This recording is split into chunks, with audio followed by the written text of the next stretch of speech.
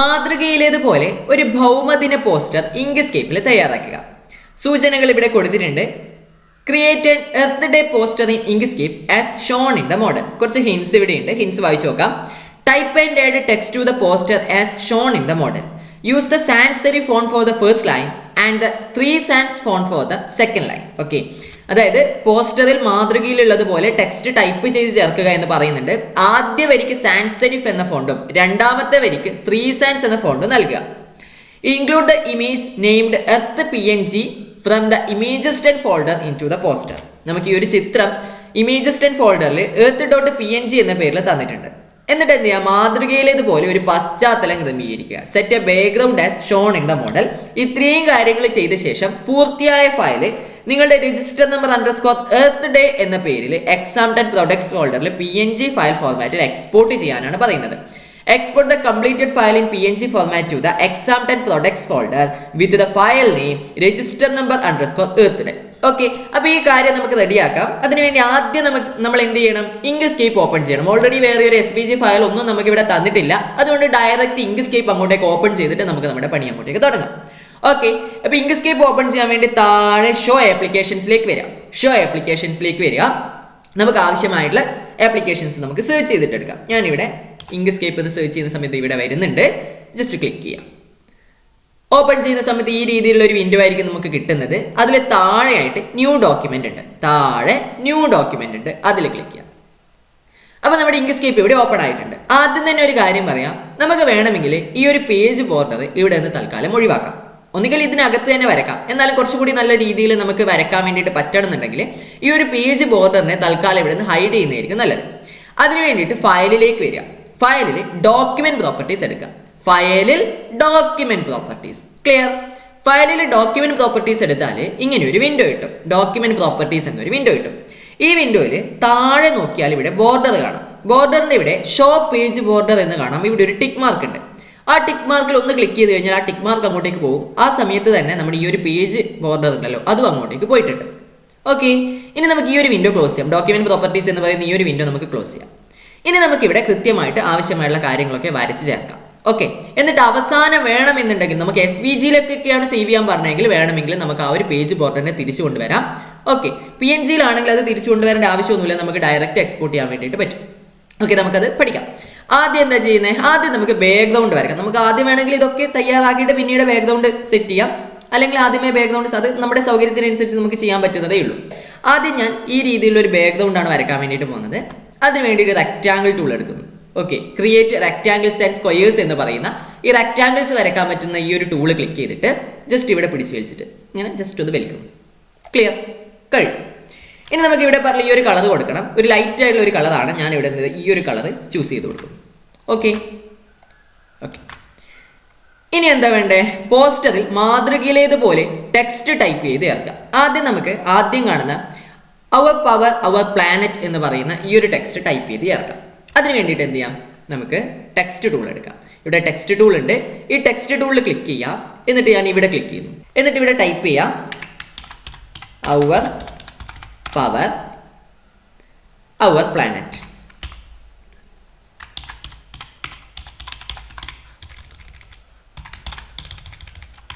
Okay, type ചെയ്ത് ചേർത്തിട്ടുണ്ട്. ഇനി നമുക്ക് ഇതിന്റെ ഫോണ്ട് മാറ്റണം. അപ്പോൾ ഫോണ്ട് മാറ്റാൻ വേണ്ടിയിട്ട് ഇവിടെ പറയുന്നത് എന്താ, ആദ്യ വരിക്ക് സാൻസ് സെറിഫ് എന്ന ഫോണ്ട് കൊടുക്കാനാണ് പറയുന്നത്. ഓക്കെ, ഇവിടെ പറയുന്നുണ്ട് സാൻസ് സെറിഫ് എന്ന ഫോണ്ടാണ് ഫസ്റ്റ് ലൈനിൽ നമ്മൾ കൊടുക്കേണ്ടത്. അതുകൊണ്ട് ഞാൻ ഇതിന് മുഴുവനായിട്ടൊന്ന് സെലക്ട് ചെയ്തു. ഇവിടെ പ്രസ് ചെയ്ത് പിടിച്ചിട്ട് ഇങ്ങനെ ഡ്രാഗ് ചെയ്താൽ മതി. അപ്പോൾ ഇത് മുഴുവനായിട്ട് നമുക്ക് സെലക്ട് ചെയ്യാൻ വേണ്ടിയിട്ട് പറ്റും. സെലക്ട് ചെയ്ത ശേഷം ഇവിടെ നമുക്ക് ആവശ്യമായുള്ള ഫോണ്ട് ചൂസ് ചെയ്യാം. ഓക്കെ, ഇവിടെ ഓൾറെഡി സാൻസ് സെറിഫ് എന്ന ഫോണ്ട് തന്നെയാണുള്ളത്. നമ്മളോട് ചോദ്യത്തിൽ പറഞ്ഞിട്ടുള്ളതും എന്താ, സാൻസ് സെറിഫ് എന്ന ഫോണ്ട് തന്നെയല്ലേ. അതുകൊണ്ട് ഇവിടെ മാറ്റങ്ങളൊന്നും വരുത്തേണ്ട ആവശ്യമില്ല. Clear, simple. ഓക്കെ, അപ്പോൾ ആ ഒരു ഫോണ്ട് ഇവിടെ വന്നിട്ടുണ്ട്. ഇനി നമുക്ക് എന്ത് ചെയ്യാം, ഇവിടെ വേറെ കാര്യങ്ങളൊന്നും ചെയ്യാനില്ല. ഞാൻ ജസ്റ്റ് ഇതിന്റെ പുറകിലായിട്ട് ഈ രീതിയിലുള്ള ഒരു റെക്റ്റാങ്കിൾ, ഒരു ചതുരം വരച്ച് ചേർക്കാൻ വേണ്ടിയിട്ട് പോകുന്നതാണ്. ഓക്കെ, അതിന് വേണ്ടിയിട്ട് വീണ്ടും നമുക്ക് റെക്റ്റാങ്കിൾ ടൂൾ എടുക്കാം. ഓക്കെ, റെക്റ്റാങ്കിൾസ് വരക്കാനുള്ള ക്രിയേറ്റ് റെക്റ്റാങ്കിൾസ് ആൻഡ് സ്ക്വയേഴ്സ് എന്ന് പറയുന്ന ഈ ഒരു ടൂൾ എടുക്കാം. അതിന്റെ ഷോർട്ട് കട്ട് 6 ആണ്. കീബോർഡിൽ 6 എന്ന് പറയുന്ന കീ പ്രസ് ചെയ്താലും നമുക്ക് ഈ ഒരു ടൂൾ കിട്ടും. ഓക്കെ, അപ്പോൾ ഇതിൽ ക്ലിക്ക് ചെയ്തിട്ട് ഞാൻ ജസ്റ്റ് ഇവിടെ ആയിട്ട് ഇങ്ങനെ ഒന്ന് ഡ്രാഗ് ചെയ്യും. ക്ലിയർ, അപ്പോൾ ഒന്നും കാണാൻ പറ്റുന്നില്ല, കാരണം വേറെ ഒന്നുമല്ല, നമുക്ക് അതിന്റെ കളർ എന്ന് പറയുന്നത് നേരത്തെ ബാക്ക്ഗ്രൗണ്ടിൽ വരച്ച സെയിം കളറാണ്. അപ്പോൾ ആ കളർ മാറ്റാൻ ഡയറക്റ്റ് ഇവിടെ നിന്ന് വേറെ ഒരു കളർ ചൂസ് ചെയ്താൽ മതി. നമ്മളോട് ചോദ്യത്തിൽ പറഞ്ഞ ഏകദേശം ഈ ഒരു കളറാണ് ഞാനിവിടെ എനിക്ക് ഈ കളർ ചൂസ് ചെയ്യാം, അല്ലെങ്കിൽ കുറച്ചും കൂടി ലൈറ്റ് കളർ വേണമെന്നുണ്ടെങ്കിൽ ഇവിടെ നമുക്കിതാ ഈ ഒരു കളർ ചൂസ് ചെയ്ത് കൊടുക്കാം. ഇവിടെ നോക്കി അതിൻ്റെ അകത്തൂടെ അതിൻ്റെ പുറകിലെല്ലാം ടെക്സ്റ്റൊക്കെ കാണുന്നുണ്ട്. ഈ രീതിയിൽ ചിലപ്പോൾ നിങ്ങൾക്ക് സംഭവിക്കാൻ ചാൻസ് ഉണ്ട്. വേറെ ഒന്നും കൊണ്ടല്ല, നമ്മളിപ്പോൾ വരച്ചിട്ടുള്ള ഈ ഒരു ഒബ്ജക്റ്റിൻ്റെ ഒപ്പാസിറ്റി ഭയങ്കര കുറവാണ്. ഒപ്പാസിറ്റി കുറവായതുകൊണ്ടാണ് അതിൻ്റെ പുറകിലുള്ള കാര്യങ്ങളൊക്കെ നമുക്ക് കാണാൻ പറ്റുന്നത്. അപ്പോൾ ഒപ്പാസിറ്റി കൂട്ടണം. ഒപ്പാസിറ്റി എങ്ങനെ കൂട്ടുക? ഒപ്പാസിറ്റി കൂട്ടാൻ വേണ്ടിയിട്ട് ഇവിടെ താഴെയായിട്ട് O എന്ന് കാണാം. ഇതാണ് നമ്മുടെ ഒപ്പാസിറ്റി.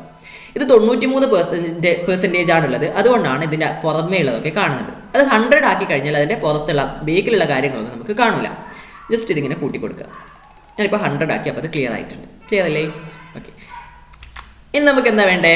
നമുക്കൊന്ന് ട്രാൻസ്ഫോം ടൂൾ എടുക്കാം. ഓക്കെ, അങ്ങോട്ടും ഇങ്ങോട്ടും നമുക്ക് ഒബ്ജക്റ്റുകളെ വലിച്ച് നീക്കാനും അതേപോലെ സൈസ് അഡ്ജസ്റ്റ് ചെയ്യാനൊക്കെ സെലക്ട് ആൻഡ് ട്രാൻസ്ഫോം ഒബ്ജക്ട്സ് എന്ന് പറയുന്ന ഈ ഒരു ടൂൾ എടുക്കാൻ പറ്റും. ഈ ഒരു ടൂൾ എടുത്തിട്ട് ഇതിനെ കുറച്ചൊന്ന് ഇങ്ങോട്ടാക്കിയിട്ട് ഞാൻ വലിച്ചു വെക്കുകയാണ്. ക്ലിയർ? ഇനി നമ്മൾ ആ ഒരു ടെക്സ്റ്റിനെ ഇതിൻ്റെ മുകളിലേക്ക് കൊണ്ടുവരണം. ടെക്സ്റ്റിനെ എങ്ങനെ മുകളിലേക്ക് കൊണ്ടുവരിക? ടെക്സ്റ്റിനെ മുകളിലേക്ക് കൊണ്ടുവരാൻ വേണ്ടിയിട്ട് ഇതിന് മുകളിൽ ഒന്ന് ക്ലിക്ക് ചെയ്യാം. ഓക്കെ, ഈ ഒരു റെക്റ്റാങ്കിളിന് മുകളിൽ ഒന്ന് ക്ലിക്ക് ചെയ്യാം. ക്ലിക്ക് ചെയ്ത ശേഷം ഇവിടെ ഒബ്ജക്റ്റിൽ ഇങ്ങോട്ട് നോക്കിക്കഴിഞ്ഞാൽ റേസ് ഉണ്ട്, ലോവർ ഉണ്ട്, റേസ് ടു ടോപ്പ് ഉണ്ട്, ലോവർ ടു ബോട്ടം ഉണ്ട്.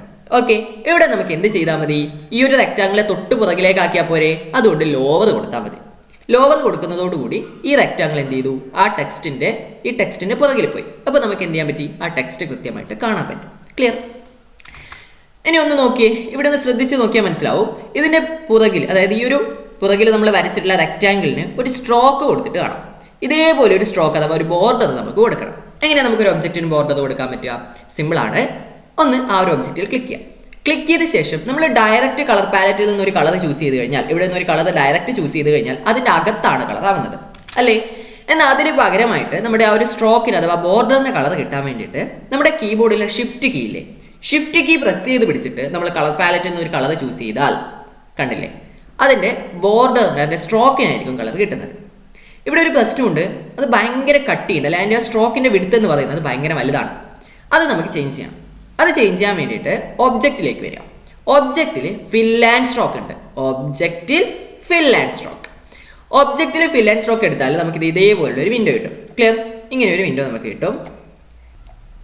ഈ ഒരു വിൻഡോയിൽ 3 ടാബ് ഉണ്ട്: fill, stroke paint, stroke style. ഇതിൽ നമുക്ക് സ്ട്രോക്ക് പെയിന്റിൽ വന്നാലും ഇതിന്റെ ഈ സ്ട്രോക്കിന്റെ കളേഴ്സ് നമുക്ക് ചേഞ്ച് ചെയ്യാൻ പറ്റും. ഇപ്പൊ നമുക്ക് കളറൊന്നും ചേഞ്ച് ചെയ്യണ്ട, ഞാൻ നേരെ സ്ട്രോക്ക് സ്റ്റൈലിലേക്ക് വരുന്നു. ഇവിടെ വിഡ്ത്ത് കാണാം. ഈ വിഡ്ത്ത് നമുക്ക് കൂട്ടാനും കുറക്കാനും പറ്റും. ഓക്കെ, ഞാനിത് കുറച്ചൊന്ന് കുറക്കുന്നതാണ്, ഒരു ഇത്രയാക്കി വെച്ചു. ഓക്കെ, അപ്പോൾ കൃത്യമായിട്ട് നമുക്ക് ഏകദേശം ചോദ്യത്തിൽ കാണുന്നത് പോലെയുള്ള ആ ഒരു സ്ട്രോക്ക് ഇവിടെ കിട്ടിയിട്ടുണ്ട്. ക്ലിയർ? ഓക്കെ, ഇനി നമുക്ക് എന്ത് ചെയ്യാം? നമ്മുടെ ഈ ഒരു ടെക്സ്റ്റിനെ ഒന്ന് പിടിച്ച് വലിച്ച് കുറച്ച് വലുതാക്കിയിട്ട് അവിടെ വെക്കാം. അതിന് വേണ്ടിയിട്ട് ഡയറക്റ്റ് ഇങ്ങനെ പിടിച്ച് വലിച്ചു കഴിഞ്ഞാൽ ചിലപ്പോൾ ഈ രീതിയിൽ നീണ്ടു പോകാനുള്ള ചാൻസ് ഉണ്ട്. അപ്പോൾ നീളവും വീതിയും, നമ്മൾ ഈ ഒരു ടെക്സ്റ്റ് ഇങ്ങനെ സെലക്ട് ചെയ്യുമ്പോൾ അതിൻ്റെ നീളവും വീതിയും അഥവാ അതിൻ്റെ ഹൈറ്റും വിഡ്ത്തും പ്രപ്പോർഷണലായിട്ട് ആനുപാതികമായിട്ട് വലുതാക്കാനും ചെറുതാക്കാനും നമ്മുടെ കീബോർഡിലെ കൺട്രോൾ കീ പ്രസ് ചെയ്ത് പിടിച്ചാൽ മതി.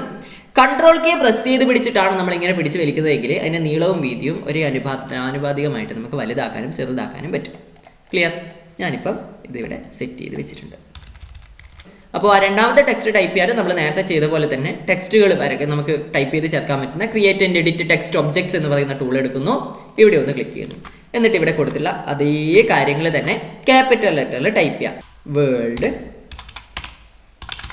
എർത്ത് ഡേ എന്ന് ഞാൻ ടൈപ്പ് ചെയ്തിട്ടുണ്ട്.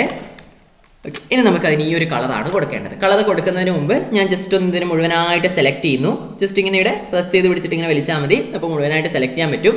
ഇനി ഒന്ന് കട്ടി കൂട്ടാൻ വേണ്ടിയിട്ട് നോർമൽ എന്നത് മാറ്റി ഇവിടെ ഫോണ്ട് സ്റ്റൈൽ കാണാം. ഈ ഒരു ഫോണ്ട് സ്റ്റൈൽ എന്ത് ചെയ്യുക? നോർമൽ മാറ്റിയിട്ട് ബോൾഡ് കൊടുക്കുക. അപ്പോൾ കുറച്ച് കട്ടി കൂടി.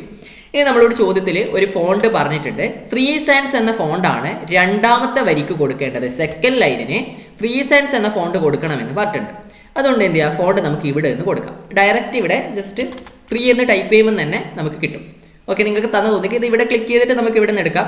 അല്ലെങ്കിൽ കുറച്ചും കൂടി എളുപ്പം എന്ന് പറയുന്നത് നമുക്ക് തന്നില്ല ആ ഒരു ഫോണ്ട് ഇവിടെ ജസ്റ്റ് ഇങ്ങനെ ആദ്യത്തെ 2 or 3 ലെറ്റർ ടൈപ്പ് ചെയ്യുമ്പോൾ തന്നെ ഇവിടെ സജഷൻ വരും. അവിടെ ഫ്രീ സാൻസ് എന്നതാണ് നമ്മളോട് പറഞ്ഞത്. അതുകൊണ്ട് ഫ്രീ സാൻസ് ക്ലിക്ക് ചെയ്യാം. അപ്പോൾ ആ ഒരു ഫോണ്ട് കൃത്യമായിട്ട് കിട്ടിയിട്ടുണ്ട്. ക്ലിയർ? ഇനി നമുക്കിതിനെ കളർ കൊടുക്കണം. ഞാൻ ഒന്നുകൂടി ഇങ്ങനെ സെലക്ട് ചെയ്യുന്നു. കളർ കൊടുക്കാൻ ഏത് കളറാ? ഒരു ലൈറ്റ് ബ്ലൂ ആണ് ഇവിടെ കൊടുക്കാനുള്ളത്. അപ്പോൾ ആ ഒരു കളർ നമുക്ക് ഇവിടെ നിന്ന് ചൂസ് ചെയ്ത് കൊടുക്കാം. ഞാൻ ഈ ഒരു കളർ കൊടുത്തിട്ടുണ്ട്. ഇനി നമുക്കിതിനെ പിടിച്ച് വലിച്ച് വലുതാക്കിയിട്ട് കൃത്യമായിട്ട് അഡ്ജസ്റ്റ് ചെയ്ത് വെക്കാം.